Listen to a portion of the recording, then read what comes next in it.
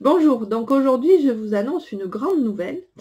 Comme vous le savez, je donne des cours particuliers à des enfants en difficulté. Le niveau va du CP à la terminale S, voire un peu plus. Du coup, je vois où on veut les emmener au niveau de la connaissance mathématique et je les emmène dès le CP différemment. Donc, pourquoi j'ai créé cette méthode grâce à mes élèves? C'est parce qu'en fait, je me suis rendu compte sur le terrain qu'il y a plein de choses qui se prêtent à confusion, qui créent des blocages. Donc, pour éclater ces blocages, j'ai créé une méthode. Donc, ma méthode est déposée à l'INPI. Elle est très simple. Elle est applicable, on peut très bien l'appliquer simplement en changeant les programmes sans tout bouleverser au niveau de l'éducation nationale. Dès le début, dès le CP, on explique ce que représentent les nombres entiers positifs, les nombres décimaux et les nombres négatifs, et seulement après, vers le CE1, on passe à l'explication des additions, des soustractions. Après CE2, multiplication, on commence par les divisions, division, multiplication.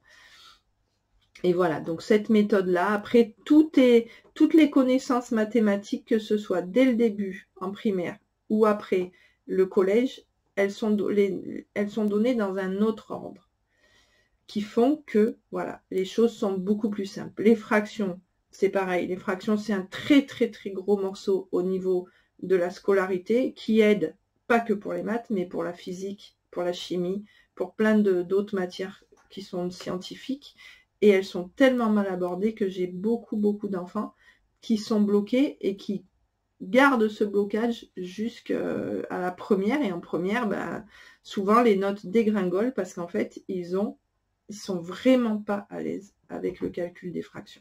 Donc voilà, elle est déposée, ça y est.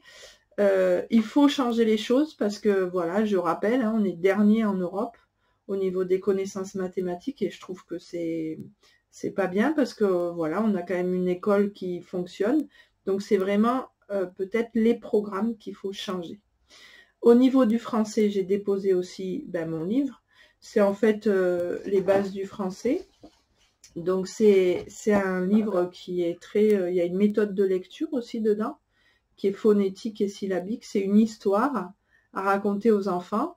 À travers l'histoire, dès qu'ils découvrent la lecture et l'écriture, parce que j'ai beaucoup d'élèves qui, pour arriver à lire, sont obligés de passer à l'écriture. Voilà. Donc, ils découvrent au fur et à mesure de la lecture le féminin, le masculin, on les interpelle. Le secret du S, c'est quand il y a beaucoup de choses, très souvent on met le S à la fin du mot, du nom. Donc voilà, c'est tout un tas d'approches. Après, il y a les adjectifs, il y a les premières conjugaisons. Donc voilà, il est déposé aussi. Donc je vous rappelle, celui-là, le niveau va du CP à la 4e. Celui-là va de la 6e à la terminale. Celui-là, c'est un livre d'exercices, les fractions apprivoisées et les bases du français. C'est un livre qui commence en CP. Et puis voilà, il y a les bases du français. L'enfant, l'idée générale, c'est que l'enfant doit être acteur de son apprentissage, que ce soit au niveau des mathématiques ou du français. Le français, la constatation est simple, ils savent parler. Voilà, il faut juste leur apprendre à écrire ce qu'ils disent, à écouter autrement et à rentrer justement dans tout ce qui est règles phonétiques. Au niveau des mathématiques, c'est très simple, on compte de 10 en 10, pourquoi? Parce qu'on a 10 doigts.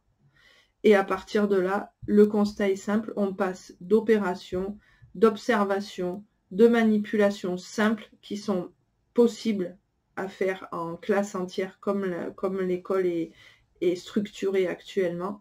Mais voilà, il faut vraiment tout remettre en route parce que voilà, ça ne fonctionne pas.